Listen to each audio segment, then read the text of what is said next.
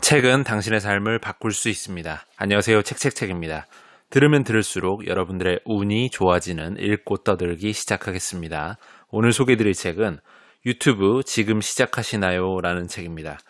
시안 책방의 이시안과 함께하는 유튜브의 첫걸음이라는 부제를 달고 있습니다. 저자 이시안 님이 지으셨고요. 미래의 창 출판사에서 나온 책이고요. 2020년 3월에 출간된 책입니다. 총 페이지 수는 299쪽입니다. 먼저 저자 소개 짧게 말씀드려보겠습니다. 저자 이시안, 인문학으로 연세대 학사, 석사를 하시고 박사는 수료까지 하신 분이라고 합니다. 멘사 회원이시고요. 엄청 똑똑하신 분이시겠죠. 현재 성신여대 겸임교수로 재직 중이시고요. 전국 각지 대학교에서 강의를 하고 계시는 이른바 스타 강사라 보실 수가 있겠습니다. 아마 북튜브 보시는 분이시면 대부분 아실만한 시안 책방이라는 북튜브를 운영 중이신 운영자라 보시면 되겠습니다. 목차 한번 읽어보겠습니다. 챕터 1, 왜 유튜브를 시작하려고 하나요? 챕터 2, 잘 되는 유튜브 콘텐츠에는 트렌드가 있다. 챕터 3, 잘 되는 콘텐츠를 기획하려면? 챕터 4, 잘 되는 채널은 이렇게 운영된다. 챕터 5, 유튜브로 돈을 벌어봅시다. 챕터 6, 마지막입니다. 앞으로도 계속 유튜버로 살아가려면? 어느덧 저도 북튜브를 운영한 지 1년이 넘어가고 있는데요. 그동안 북튜브를 운영하면서 유튜브와 관련된 책들을 정말 꽤나 많이 보아왔습니다. 그런데 이 책은 유튜브를 다룬 책 중에 가장 최신판이기도 하지만 앞서 소개드렸던 보겸TV의 보겸님의 책과 같이 개인적인 경험담이 주를 이루는 책이 아니라 유튜브에 대한 보다 객관적인 이러한 시선과 분석이 바탕이 되는 책이라 성격이 조금 두 가지가 좀 다르다고 볼 수가 있겠습니다. 읽고 난 소감은 정말 너무 좋은 인상을 좀 받아서 소개를 드리고요. 제가 고민하던 지점들을 이 책을 통해서 많이 좀 해소가 되거나 비슷비슷한 고민들을 다들 하면서 유튜브를 운영하는구나 하는 생각을 할 수가 있었습니다. 단언컨대 지금 유튜브를 시작하시려는 분이라면 이 책 한 권 정도는 꼭 읽고 시작하셨으면 좋겠다는 생각을 합니다. 그만큼 정말 다방면으로 유튜브에 대한 분석과 좋은 의견을 담아주셨기 때문에 정말로 강추하고 싶은 유튜브 서적입니다. 일정한 주제를 가지고 꾸준히 올리면 알아서 구독자가 늘어나던 호시절은 지나갔다. 지금은 분야마다 경쟁 채널이 너무 많다. 흔히 말하는 틈새 시장도 대부분 포화 상태다. 게다가 유튜브는 추천 시스템을 기반으로 해서 개인이 선호하는 콘텐츠만 계속 보여준다. 그래서 특별히 찾아 나서거나 아주 우연한 기회가 아닌 이상 기존의 시청자가 새로운 채널과 콘텐츠를 소개받기 힘든 구조다. 그 결과 이미 상위권을 차지하고 있는 대형 유튜버들의 이야기는 노력을 하면 성공할 거라며 젊은이들을 닥달하는 기성세대의 훈화가 되어버리고 말았다. 자신들의 성공 방정식을 그대로 이야기해 주는 것이니 악의는 없겠지만 지금은 그런 시대가 아니다. 만약 이들이 모습을 감추고 자신의 이름을 지운 후 완전히 새로운 채널을 지금 런칭하겠다면 과연 성공할 수 있을까? 그때나 지금이나 확률의 문제인 것은 같으나 예전에 비해 그 확률이 현저하게 내려간 것은 틀림없는 사실이다.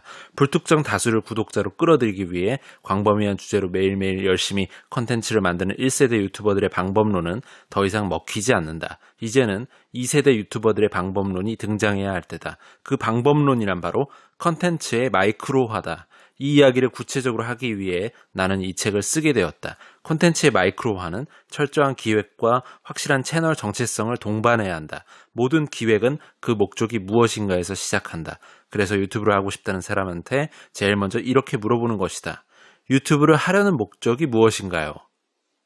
저자가 이 책을 쓴 가장 큰 이유가 나오는 대목입니다. 현재 시점의 유튜브는 과거의 성공 방정식이라 말할 수 있는 꾸준히 영상을 올리며 존버하는 것으로는 답이 없다. 변해야 된다. 바로 세분화해서 특정 영역을 뾰족하게 만들어야 한다는 이야기를 하고 싶어서 이 책을 쓴 것이라 볼 수 있겠습니다. 저자의 말대로 그리고 다른 유튜브 책에서도 비슷한 맥락의 이야기를 다루며 공감하고 있는 부분입니다. 먹방을 하더라도 새로 시작하신다면 단순히 많이 먹고 하는 것들이 아니라 예를 들면 햄버거만 먹는다든지 중국 음식만 먹는 채널을 운영한다든지 하는 식으로 좀 세분화해서 특화해서 하는 것이 필요합니다. 운동과 관련된 채널이라면 단순히 헬스만 하는 그런 느낌이 아니라 정말로 세부적으로 이른바 줄을 당기며 운동하는 TRX 전문 채널을 만든다든지 그룹 PT를 전문으로 하는 그런 채널을 만든다든지 하는 식으로 말이죠. 그래야 시청자가 이 채널의 정체성을 분명하게 파악하고 기존에 내가 구독하던 채널들과의 차별성을 느껴서 이 채널을 좀 구독을 해야겠구나라는 이유를 심어주게 될 것입니다. 유튜브의 라이트한 느낌은 1인 방송 시스템에서 나온다. 유튜브에서는 프로그램을 새로 만들고 론칭하고 피드백을 얻고 수정하기가 굉장히 쉽다. 좋은 컨텐츠가 생각났을 때는 완성도를 높이려 혼자 끙끙대지 말고 러프하게 만들어 자신의 채널에 올려라. 금방 피드백을 얻을 수 있다. 그러므로 유튜브 시작의 바람직한 모형은 위와 같은 4단계다. 여기서 말하는 건 기획, 시작, 피드백, 기획 수정을 말합니다. 일단 기획을 하고 시작한 후에 피드백을 받아서 그것을 바탕으로 보다 더 자세하게 기획을 수정하는 것이다.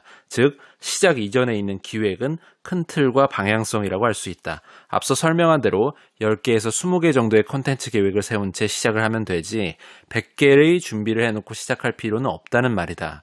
유튜브에서 완벽하게 하려고 하지 마라. 중요한 것은 시작을 해야 그에 대한 피드백도 나온다는 것이다.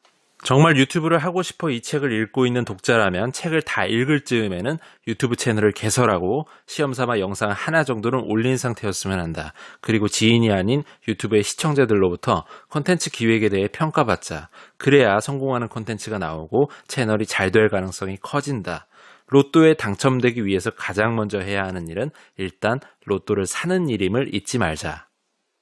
시작이 반이다라는 이야기, 정말 누구나 다 아는 이야기겠습니다만 유튜브에서도 동일하게 적용되는 이른바 진리라고 볼 수가 있겠습니다.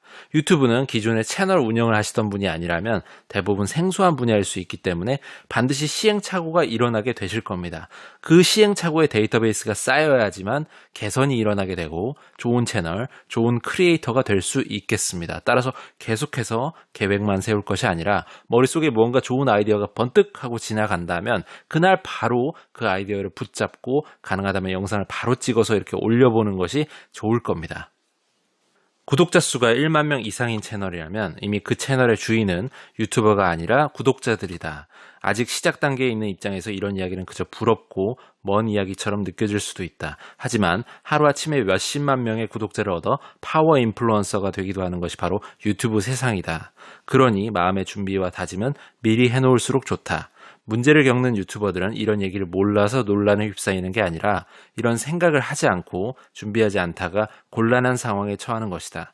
구독자가 한 명 늘 때마다 눈물나게 고맙고 영상 잘 보고 있다는 댓글 하나에 온종일 행복했던 그 경험을 잊지 말아야 채널 구독자가 100만 명이 넘어도 한결같은 채널의 진정성을 유지할 수 있다. 제가 운영하는 책책책 북튜브 채널이 현재 시점으로 구독자 수가 4,700명 정도 되는데요. 적다면 적고 많다면 많은 숫자이겠지만 제게는 정말 다시 생각하면 할수록 좀 놀라울 때가 있습니다. 처음 시작은 정말 미약했고 지금도 작게 순항 중인 채널이라 봐야겠지만 제 스스로 혼자 좋아하던 책을 더 많이 읽기 위한 이러한 환경 설정을 북튜브 채널 운영이라는 것으로 제 스스로에게 강력하게 설정을 하였고요.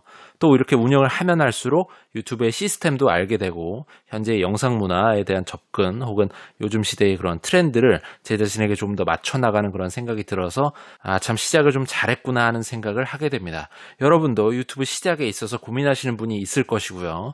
돈을 많이 벌어서 좀 큰 욕심을 갖고서 시작을 하시는 게 아니라면 정말로 인생에 도움이 될 수 있으니까 고민 마시고 적극 한번 해보시라고 추천을 드리고 싶습니다. 2세대 유튜브 구독의 핵심은 정보다. 자신에게 유익한 정보가 구독을 결정하는 핵심 요인이 된다. 1세대 때는 뷰티나 요리같이 실생활에 관한 정보 위주였다면 2세대에게는 정보의 폭이 주식, 부동산, 법률, 책, 영화 등으로 확대되고 있다. 그리고 그런 세분화된 정보들이 자신에게 유익하다고 판단한 이용자들은 그 채널을 구독하게 된다. 예를 들어 시한책방은 전반적인 영상 조회수에 비해 구독자 수가 많은 편이다. 우연히 이 채널에 들어온 사용자들이 전체적인 콘텐츠의 구성을 보고 언젠가는 이 채널을 활용할 수 있겠다는 생각이 들어 구독해두기 때문이다. 많은 사람이 책을 읽어야 되는데 라는 마음에 빚을 지고 살아가는데 시한책방은 언젠가 책을 읽을 때 도움이 될 거라는 생각으로 미래를 위해 저축하듯이 구독을 하는 것 같다. 재미있는 콘텐츠는 연일 쏟아져 나오고 심지어 지상파나 케이블 방송도 마케팅 전략으로 드라마나 예능 장면들을 잘라 유튜브에 업로드하고 있으니 그런 콘텐츠는 그 자리에서 소비하고 말지 굳이 구독할 필요가 없다. 유튜브 2세대인 지금은 자신에게 유익하다고 판단되는 정보성 채널의 구독자가 몰리고 있다. 정보 위주의 채널이 아닌데도 구독이 이루어지는 경우는 팬심 때문인 경우가 많다. 이미 아프리카 TV나 파워블로그 등으로 팬층을 확보한 사람이 유튜브를 개설할 경우 이런 구독이 이루어지기도 한다. 자신이 일정한 분야에서 영향력을 가지고 있는 사람이라면 그런 영향력을 활용해서 유튜브 구독을 만들어야 하겠지만 이런 형태의 구독자 유입은 누구나 할 수 있는 것은 아니므로 우리 입장에서는 참고만 할 뿐이지 지향할 수 있는 바는 아니다. 그러니 이제 유튜브 채널을 기획해서 만들고 운영하려는 사람들은 자신의 채널이 분명히 차별화된 정보를 제공하는지에 대해서 고민해야 한다. 취향을 다루는 콘텐츠도 결국은 그 취향에 대한 자세한 정보를 다뤄야 하는 시대가 되었다.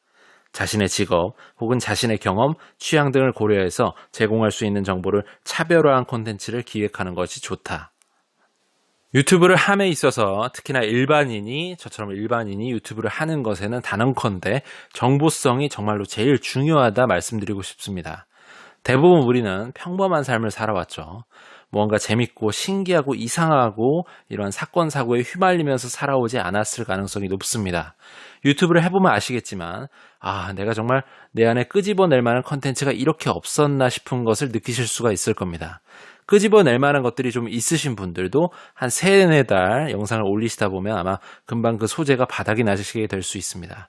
유튜브 영상은 재미, 정보 이 두 가지를 제공할 수가 있다면 성공할 수가 있습니다. 재미는 조회수, 정보는 대부분 구독 버튼으로 이어지게 됩니다. 이 두 가지를 함께 제공할 수 있으면 그게 제일 베스트가 되겠죠. 다만 본인이 영상을 찍으면서 고텐션으로 찍었는데도 내가 봐도 재미가 없으면 그건 정말 재미가 없는 것입니다. 이것은 배우의 매력과 결부되는 것이라서 이렇게 정보를 주는 그런 컨텐츠보다 일반인들은 더 쉽지 않은 분야일 수가 있습니다. 정보를 더 준다고 하더라도 고급의 전문 지식을 나누는 것이 꼭 아니어도 됩니다. 각자의 수준에서 맞는 정보를 소비하는 고객층들이 또 다양하게 포진되어 있기 때문에 바로 여기에서 기회가 나올 수가 있는 것입니다. 유튜브에서 콘텐츠는 대중에게 소구될 때 힘을 발휘한다. 컨텐츠를 구성할 때 중요하게 생각해야 하는 요소는 바로 보는 이의 니즈라는 뜻이다. 컨텐츠를 기획하거나 구성할 때 크리에이터의 입장에서 편하고 잘 아는 것을 찾기보다 대중들이 궁금해하고 필요한 콘텐츠가 무엇인지를 고민해보는 습관을 갖자. 물론 대중들이 원하는 콘텐츠가 자신이 잘 아는 분야라면 더없이 좋을 것이다. 아무도 관심이 없는 내용을 그저 잘 아는 것이라고 해서 무작정 영상으로 만들어 올릴 경우 그 채널은 구독자 없는 전문 방송이 되기 쉽다. 특히 이런 경우는 시청자의 눈높이에 맞춰 설명해주지 않아 내용도 어렵다. 따라서 최고의 전문가여야만 유튜브 크리에이터가 될 수 있는 것은 아니다. TV 프로그램이라면 가급적 전문가를 출연시키고자 하겠지만 유튜브 콘텐츠에서는 보통 사람들보다 조금 더 잘 알고 있는 정도의 사람이 정보를 전달하기에 더 유리할 때도 있다. 전문가들은 일반인들이 궁금해하는 것을 잘 모르는 경우가 많다. 전문가의 기준에서는 당연한 내용이라 사람들이 그에 대해 모른다는 것을 상상하지 못하는 것이다. 심지어 전문 용어를 남발하며 어렵게 말하는 것이 자신의 권위를 지키는 것이라 생각하는 이들도 있다. 때문에 일반인에게 전문가의 콘텐츠는 잘 와닿지가 않는다. 영상 속에서 떠드는 이 사람이 똑똑하다는 건 알겠는데 도통 무슨 얘기인지 모르겠다는 것이다. 대학교 강의 시간에 많은 학생들이 교수님들에게 느끼는 감정을 떠올리면 이해가 쉬울지도 모르겠다. 앞서 유튜브 영상의 성공에는 재미와 정보가 중요하다고 말씀을 드렸습니다. 기획의 시점에 있어서 제일 중요한 것은 우리가 물건을 팔 때 마케팅에서 소비자의 관점을 가장 중요하게 생각하는 것과 마찬가지로 시청자의 니즈를 고민해서 연구하고 그것이 영상에 묻어나오게 하는 것이 정말 중요한 것입니다. 내가 신세경이나 한예슬이나 노잼복 같은 사람이 아닌 이상 내 브이로그를 볼 사람은 정말 거의 없기 때문에 고객이라 볼 수 있는 시청자의 돈과 시간을 절약해주거나 유의미한 정보를 시청자에게 줄 수 있는 영상을 만들어내야 됩니다. 시청자로 하여금 내가 내 시간을 들여서 이것을 봐야 할 이유가 분명히 있어야 된다는 것이죠. 대중들이 궁금해하는 컨텐츠가 무엇인지 파악해서 성공한 대표적인 사례로 요즘에 그것을 알려드림이란 컨셉으로 영상을 올리시는 유튜버 진용진님을 생각해 보시면 아마 답이 나올 것입니다. 그래서 처음부터 자신이 유튜브에 투자할 시간의 양을 정하는 것이 필요하다. 유튜브를 시작하기 전에 이러저러한 계획을 세워도 실제로 제작해보면 계획했던 것보다 늘 시간이 모자라다. 유튜브를 막 시작했을 때는 첫 영상을 만들고 그 영상의 조회수가 오르고 처음 보는 사람들의 격려의 댓글을 달아주는 일련의 과정들을 겪으면서 영상에 힘을 주는 경향이 생긴다. 그렇게 조금씩 무리하다 결국 자신의 생활 리듬이 깨져 있는 것을 발견하게 된다. 그래서 아예 처음부터 자신이 유튜브에 들일 시간과 노력의 한도를 정해놓아야 이런 일을 방지할 수가 있다. 시청자들의 반응에 일희일비하지 말고 일정하게 자신의 페이스를 지키라는 말이다. 모든 일상을 맞춰서 만든 영상의 조회수는 오를 기미가 보이지 않고 구독자는 내 지인의 수만큼도 모이지 않는다면 어떨까? 의욕이라는 놈이 몸 밖으로 수증기처럼 증발하는 기분을 느낄 것이다. 구독자가 몰려들고 채널의 인기를 끌어도 문제다. 채널이 성장하는 보람에 잠을 줄여서라도 채널을 운영하다가 전업을 고민하게 된다. 물론 유튜브는 시간을 들이는 만큼 성공할 가능성이 높긴 하다. 영상을 업로드하고 사람들의 반응에 따라 그 영상의 제목을 이리저리 바꿔보면서 내 콘텐츠에 최적화된 제목을 만들기만 해도 조회수를 조금 더 끌어올릴 수가 있다. 그러자면 콘텐츠를 올리고 반응을 지켜보며 이런 제목을 달았다가 또 저런 제목을 달았다가 다시 반응을 지켜보는 시간이 확보되어야 한다. 그 외에도 설명을 바꿔본다든가 다른 유튜브 채널로 가서 댓글을 달아본다든가 하는 식의 노력들도 기울일 수가 있는데 이 모든 일들에 들어가는 리소스는 바로 시간이다. 그런데 그런 식으로 조금씩 시간을 들이다 보면 나중에는 하루 종일 유튜브에 달라붙어 있어도 시간이 부족해진다. 늘어난 구독자 수가 보람을 느끼게 해주긴 할 것이다. 하지만 구독자 수가 100만 명쯤 되지 않고서는 그 보람이 밥을 먹여주지는 않는다. 실제로 유튜브를 운영하면서 가장 고민이 많아지고 신경 쓰이게 되는 부분이 바로 이 시간 투입의 문제입니다. 우리가 요즘에 워라벨 하면서 말하고 있는 것처럼 유튜브 라이프 밸런스를 줄여서 유라벨이라는 것이 있다고 치면 유튜브를 운영하시다 보면 잘 되면 잘 돼서 안 되면 안 돼서 이 유라벨이 전혀 안 지켜지고 속수무책으로 무너지게 됩니다. 영상을 찍고 편집을 하는 데만도 시간이 정말 어마무시하게 걸릴 수가 있고요. 막상 찍었는데 마음에 안 들어서 다시 찍어야 되는 경우도 발생할 수가 있습니다. 댓글이 많이 달리면 이 댓글들에 일일이 답하는 상황도 있을 수가 있겠고요. 영상을 찍기 전에 기획을 하기 위한 시간 소비도 있을 것이죠. 게다가 많은 유튜브 전문가 혹은 책에서 절대 이렇게 배수진을 치지 말고 유튜브는 본업이 있는 상태에서 부업 수준으로 해야 된다면 리스크 테이킹을 최소화하게끔 얘기를 하고 있는데 부업으로 함에 있어서도 시간이 들어가는 것은 마찬가지일 것입니다. 하다못해 야 이거 내가 부업인데 이렇게 시간을 많이 쏟는 게 맞나 싶을 수가 있는 것이겠죠. 해서 애초에 유튜브에 시간을 과연 얼마나 투입할 것인가의 문제를 정말 명확히 해두고 규칙을 갖고 기준을 갖고 운영해 나가야 된다는 것입니다. 자, 그럼 지금까지의 이야기를 정리해보자. 유튜브 알고리즘의 추천을 받기 위해서는 영상의 길이가 10분 이상이 되도록 하는 것이 바람직하다. 하지만 유저들은 영상을 볼 때 재생시간이 10분을 넘어가면 조금 길다고 느낀다. 경험적으로 보면 유저들의 반응이 가장 좋은 영상 길이는 5분에서 8분 정도다. 이런 시간의 갭 차이는 영상의 재미를 더해 채워야 한다. 아무리 가치 있는 정보도 계속 지루하게 이야기하면 10분 이상 듣기가 힘들 것이다. 이때 중간중간 약간의 재미 요소를 첨가하면 생각보다 10분이라는 시간은 금방 흘러간다. 종합해보면 재생시간이 10분 이상이고 노출 클릭률이 5% 이상이면서 평균 시청 지속 시간이 총 재생시간의 45% 이상인 영상이 유튜브 알고리즘의 추천을 받을 확률이 높다. 유튜브는 알고리즘의 추천을 받아 알 수 없는 이런 알고리즘의 추천을 받아 영상이 떠야지만 새로운 구독자를 이렇게 모아올 수가 있는데요. 가장 유튜브 알고리즘이 좋아하는 숫자를 언급해주는 부분이라 볼 수가 있겠습니다. 기억하시면 좋을 것 같습니다. 영상 길이가 10분 이상에 노출 클릭률이 5% 그리고 평균 재생 지속 시간이 45% 이상. 막상 해보시면 이 숫자가 얼마나 달성이 힘든 숫자인지 아실 수가 있을 겁니다. 10분 이상인 영상은 컨텐츠에 따라 만들기 쉬울 수도 또 어려울 수도 있겠지만 노출 클릭률, 특히나 평균 재생 지속 시간은 영상 길이가 길면 길수록 떨어지기 때문에 정말 좋은 컨텐츠여야지만 저 세 가지 숫자가 다 나올 수가 있는 것입니다. 과거에는 능력을 갖춘 사람을 발굴하는데 급급했다. 좋은 대학을 나왔는지, 유학은 다녀왔는지, 외국어 능력이 뛰어난지, 어떤 자격증을 보유하고 있는지 등을 기준으로 사람을 검증했다. 그런데 그렇게 한 시기가 지나자 그런 능력을 갖춘 사람들이 너무나 많아져 문제가 발생했다. 이전의 기준만으로 그들을 평가할 수 없어 누구를 어떻게 뽑을 것인지 난감해진 것이다. 한국 기업들의 공채 시스템은 이 문제를 해결하는 과정에서 고도화되었다. 그런데 그렇게 뽑은 인재들도 딱히 출중하지가 않았다. 그 결과 개개인의 스토리에 집중하기 시작했다. 자신만의 스토리와 매력이 필요한 시대가 열리고 있다.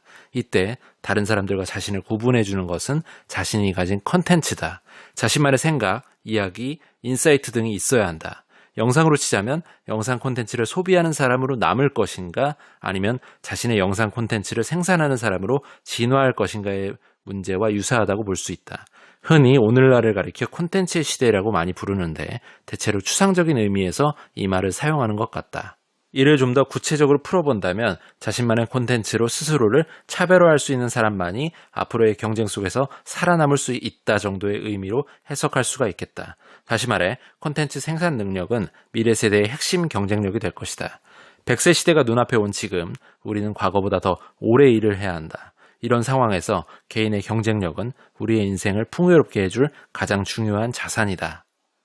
제가 유튜브를 시작할 때 먹었던 생각과 거의 일치해서 정말 공감이 많이 갔던 부분입니다. 유행하는 SNS나 소셜 플랫폼 같은 것들은 계속해서 변화해 오고 있습니다. 트위터가 유행하다가 페이스북이 뜨더니 현재는 유튜브나 인스타 같은 것들이 대세가 되고 있는 상황이죠. 상황은 이렇게 또 바뀌어서 미래에는 유튜브가 아닌 무언가 다른 것이 이른바 대세가 될 수도 있을 겁니다. 제가 생각했던 것은 이런 컨텐츠의 세상에서 여태껏 살아왔던 방식인 소비자로만 남아있지 말고 좀 투박하고 구리더라도 계속해서 컨텐츠를 무언가 내가 만들어내는 컨텐츠 생산자가 되고 싶다는 것이었습니다. 계속해서 공부만 하는 이러한 인풋의 행위는 이제 좀 줄이고요. 머릿속에 든 게 얼마 있든 간에 경험을 얼마나 했던 간에 현재 내가 가지고 있는 내 자원, 내 리소스를 바탕으로 아웃풋을 하는 경험을 늘려나가겠다 마음을 먹었던 것이죠. 이것은 정말 새로운 경험이었고 현재도 그렇습니다. 점점 제 스스로도 숙달이 되어가고 있고 꾸준히 자신감을 가지고 해나가다 보면 여러 의미로 더 좋은 상황이 찾아오리라는 확신을 하게 됩니다. 미디어에서는 유튜브 성공기만 소개하기 때문에 유튜브를 하면 무조건 잘 되는구나 라고 생각할 수도 있다. 하지만 이것은 굉장한 노력과 운이 있었기에 가능한 경우이고 대부분의 유튜브 채널들은 유저들의 무관심 속에서 고군분투하고 있다.